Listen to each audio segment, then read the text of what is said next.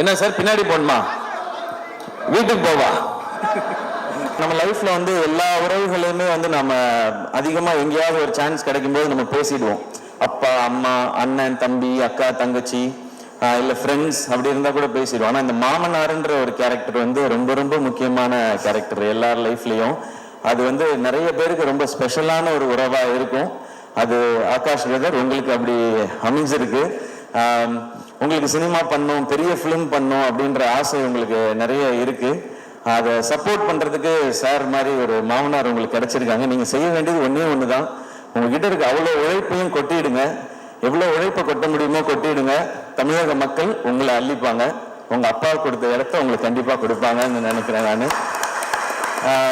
ஏன்னா first film வந்து ஒரு எக்ஸ்பெரிமெண்டா பண்ணலாம், இந்த அளவில் பண்ணலாம், இப்படி பண்ணலாம் அப்படி நினைக்காம லான்ச்சே இவ்வளோ பெருசாக இருக்கணும்னு நினச்சி இப்படி ஒரு ஃபென்டாஸ்டிக்கான டைரக்டரை தேடி பிடிச்சி இப்படி ஒரு படம் பண்ணணும்னு நினைக்கிறாங்க. ஸோ நீங்கள் அவங்களுக்கு திருப்பி கொடுக்க வேண்டியது ஒன்றே ஒன்று தான், உங்களுடைய உழைப்பும் சக்ஸஸும் மட்டும்தான். அதை பார்த்தா அவங்க ரொம்ப ஹாப்பியாக இருப்பாங்கன்னு நினைக்கிறேன். அது இந்த படத்தில் நடக்கும்ன்ற நம்பிக்கையும் எனக்கு இருக்குது. இந்த ட்ரெய்லர் எனக்கு அன்றைக்கி வீட்டில் வரும்போது காமிச்சாங்க, இந்த சாங்ஸ்லாம் கேட்கும் பொழுது.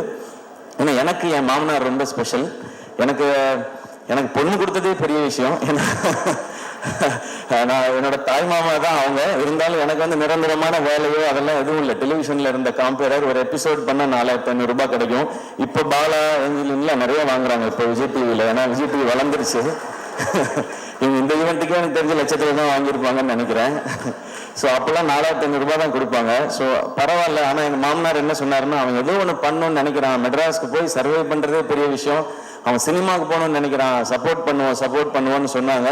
எனக்கு இன்னைக்கு மேடை பார்க்கும்பொழுது நான் என் மாமாவுக்கு, மனோர் மாமாவுக்கு தேங்க்ஸ் சொல்லணும்னு நினைக்கிறேன். இந்த மேடையில் அவங்க தான் எனக்கு தைரியமாக சப்போர்ட் பண்ணுது. போடா ஏதாவது ஒன்று முயற்சி பண்ணுறான், அவன் பண்ணணும்னு நினைக்கிறான், பண்ணுறா பார்த்துக்கலான்னு சொல்லி. ஏன்னா அவருக்கு வந்து ஒரு 43 வயசுல எங்கள் மாமாவுக்கு ஹார்ட் அட்டாக் வந்துடுச்சு.